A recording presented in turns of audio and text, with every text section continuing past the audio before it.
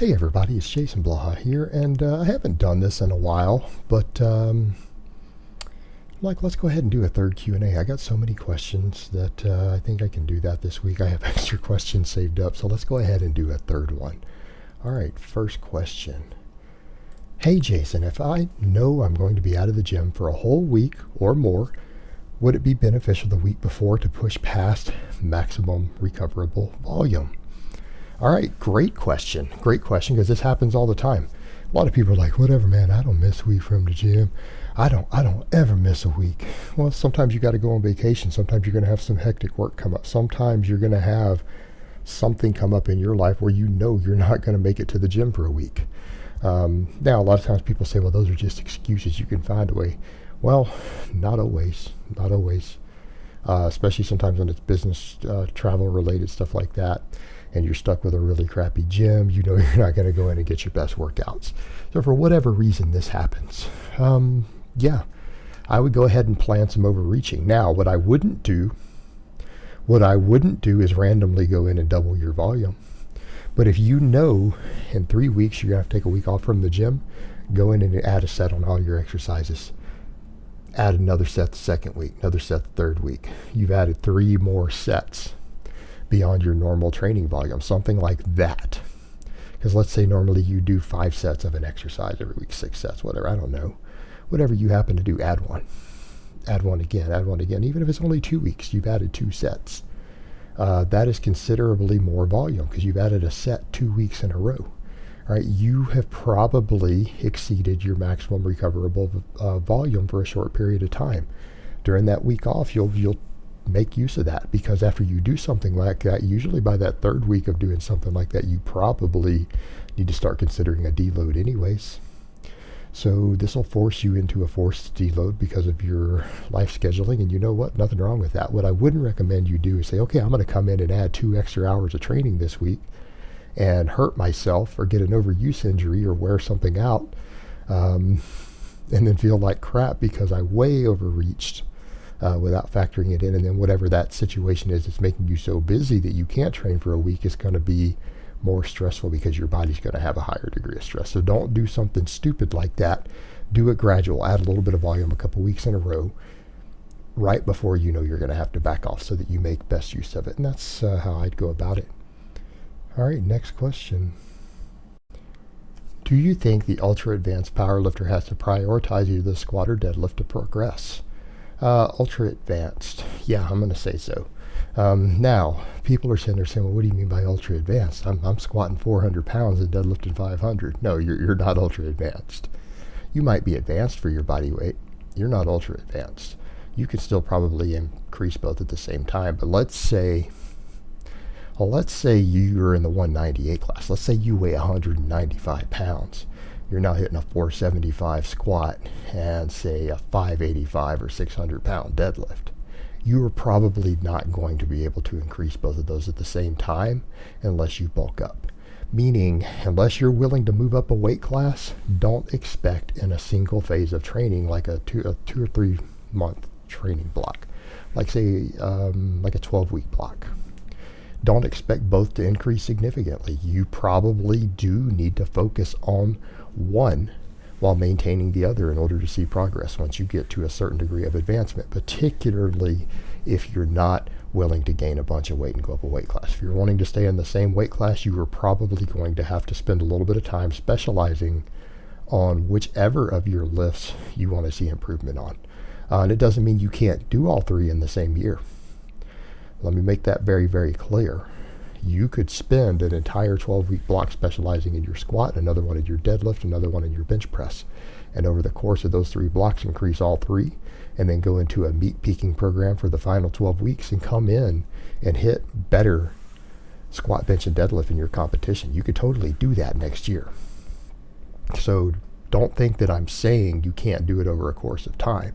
But if we're talking about it a single block of training, when you're a really advanced lifter, particularly for your body weight, not willing to bulk, you are not going to get the best results doing it by trying to increase all of them at the same time.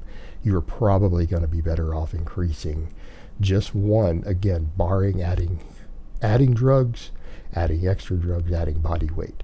This is definitely the saner approach if you want to do it without blasting more gear, without adding weight, things like that. You need to specialize in one for a little while. All right, next question. Hey brother, how can you improve your joint health? I mean, like after years of training hardcore, you feel your joints are not that strong anymore. What should you do to strengthen them? Thanks. Your joints get weaker as you get old anyways. The whole goal of training is to maintain them. Now, there's some reasons you see guys who have joint problems later in life from hardcore training because they train stupid hardcore. I mean, if you're a bodybuilder and you train like current bodybuilders do, yeah, you're going to have joint problems. Deal with it, live with it. You should have thought that through in your 20s. Nothing you can do about the damage you caused by training like a jackass. But as we get older, if you still have healthy joints and you want to maintain that joint health, it's not about, oh, I need to not lift heavy anymore. You can lift moderately heavy and be just fine on your joints. 500-pound deadlift for reps isn't going to hurt your joints if you perform it correctly. Now, here's the thing. Maintaining healthy joints requires, number one, knowing when to deload. Number two, using perfect form. Number three, full range of motion. You want to know what strengthens joints? Training them with resistance through their full, healthy, normal range of motion. All right, partial reps will cause joint problems over time. I'm a firm believer in that. It's one of the other reasons I'm completely against people using partial reps. Now, some exercises are basically partial reps in their own right. Deadlift. But you know what? You're doing more than just the deadlift at the gym. And number two, you can come in and train the deadlift at a deficit to get some of those joints a little deeper. You're also probably doing other exercises. You're probably squatting and doing other stuff with it to compensate for that. But at the end of the day, full range of motion training, using weights that you can handle for good form and technique, deloading correctly, things like that, that's what keeps your joints healthy. It's bad form, shitty technique, partial reps that destroy joints. Your joints should actually be healthier. Someone who lifts, even if you lifted fairly heavy, your joints should be healthier when you're 50 or 60 years old than everyone else that you know. Absolutely should be. If they aren't way healthier than the average person or all of your friends and family at that same age, you probably trained like a moron. It's as simple as that. All right, next question. Thoughts on using conditioning work, something like pushing the prowler or hill sprints to accumulate volume from a strength training perspective. Could this be another benefit on top of the work capacity and health gains? As far as the strength benefits go, I don't know about that. Unless it is directly bringing up a weak link that you have somewhere, it is very, very unlikely that you're going to gain much, if any, additional strength from these exercises. Now, you need to remember things like pushing a prowler, things like flipping a tire, things like barbell complexes, a lot of this GPP work. It's not just conditioning work, it's called GPP. It stands for General Physical Preparedness.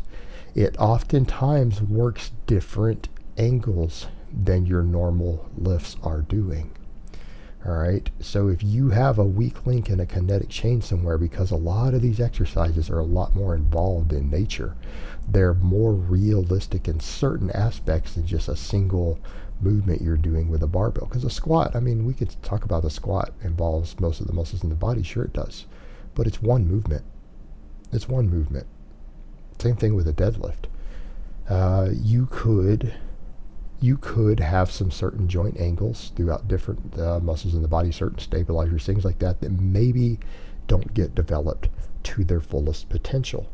Could doing prowler pushes and sled drag, or hitting a tire with a hammer, or doing farmer's walks, or the tire flips, could it work some of these different performance elements in these muscles and improve overall strength?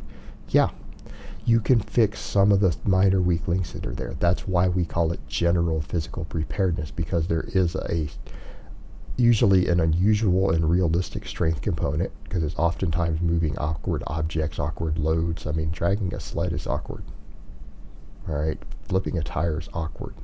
Pushing a prowler is awkward. And it forces you to find angles and leverages to move these awkward objects with a conditioning, heavy awkward objects with a conditioning component. So it brings up different weak links in your general physical preparedness, which is why we call it GPP work.